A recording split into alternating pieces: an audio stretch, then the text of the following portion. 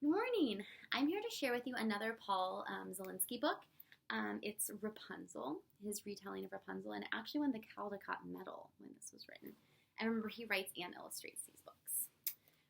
He retells and illustrates these books. Long ago, there lived a man and a woman who had no children. As year followed year, this was their only sorrow. Then one spring, the wife felt her dress growing tight around her waist. Joyfully, she said to her husband, "We're going to have a child at last."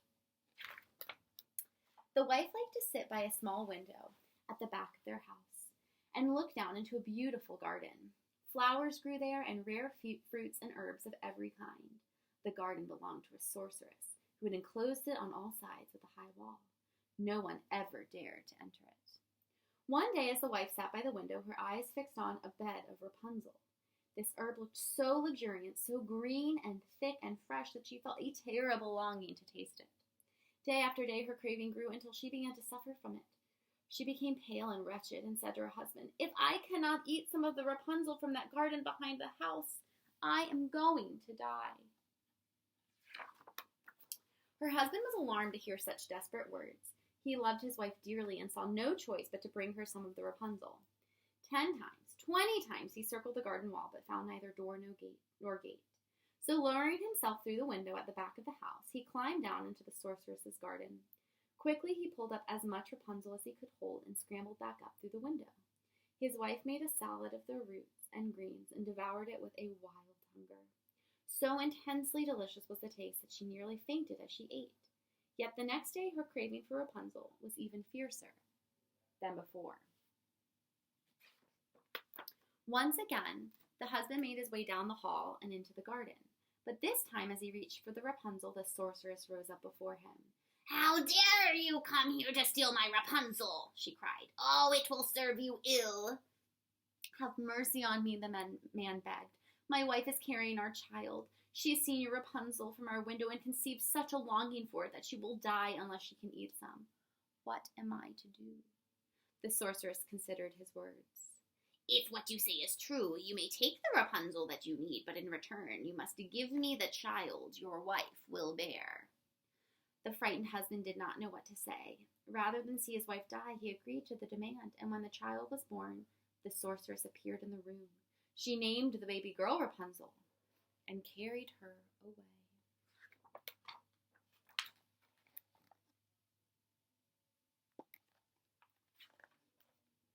The sorceress cared for the baby, seeing to her every need. Rapunzel grew to be a child of rare beauty with pale skin and abundance of flowing red gold hair. When she reached the age of 12, the sorceress led her into the forest to live in a high tower. The tower was a great column rising in the middle of the woods. Although it looked narrow on the outside, on the inside it was large with many elegant rooms. Yet no door led into this tower, and its only window was at the very top. When the sorceress wished to enter, she stood below the window and called, "Rapunzel, Rapunzel, let down your hair." Then Rapunzel would unpin her silky braids, wind them around a hook on the window frame, and let them tumble all the way to the ground. The sorceress would grab hold of them and hoist herself up. For years, Rapunzel lived alone in her rooms above the treetops, visited only by the sorceress. Then one day, a king's son came riding through the woods. As he neared the tower, he heard a voice sweeter than any he had ever known. It was Rapunzel singing to the forest birds. Charmed by her voice, the prince fell deeply in love. He circled the tower 10 times, 20 times, but found no entrance. "How strange this tower is," he said to himself, and he felt he would die of sadness. He inquired at the nearest houses, where he was told that the tower belonged to a sorceress who was keeping a young girl shut away inside. Day after day the prince returned, hoping to glimpse the girl, whose sweet singing had moved him so. Hang on, I need to close the door.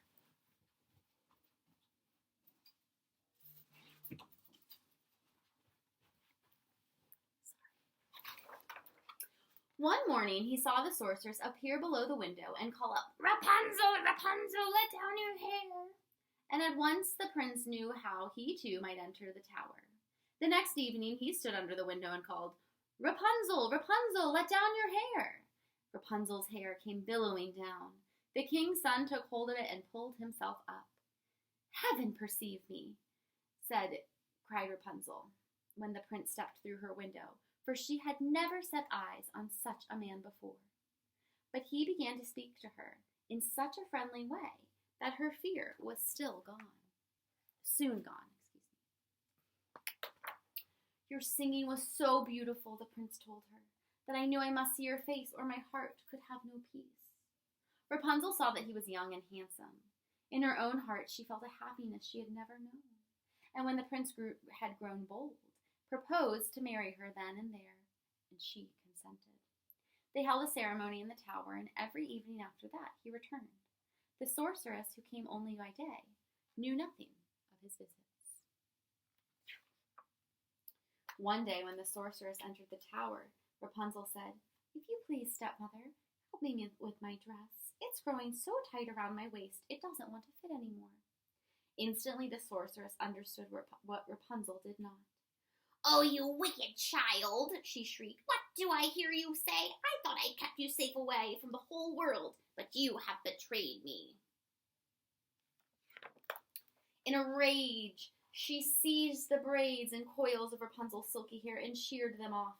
Then she sent the miserable girl to a wild country to live alone, with no one to care for her. After some months in this wilderness, Rapunzel gave birth to twins, a boy and a girl.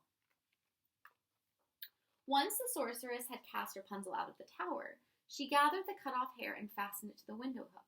That evening, when the prince called up, "Rapunzel, Rapunzel, let down your hair," she let the hair cascade down. The poor prince pulled himself up to the window only to be confronted by the sorceress, her eyes wild with fury. "So you have come to fetch your dearest darling," she cried. "Well, you shall not see her again. Rapunzel is lost to you forever." Struck through with grief, the prince let go of the braids and he plummeted to the ground. Although the fall should have killed him, the prince lived, but his eyes were hurt. He could no longer see.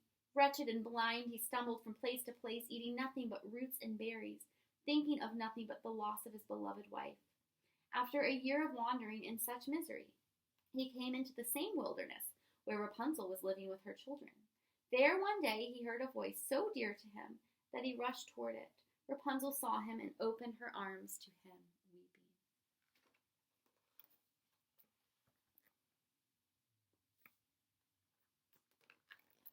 As Rapunzel embraced the prince, 2 of her tears fell into his eyes.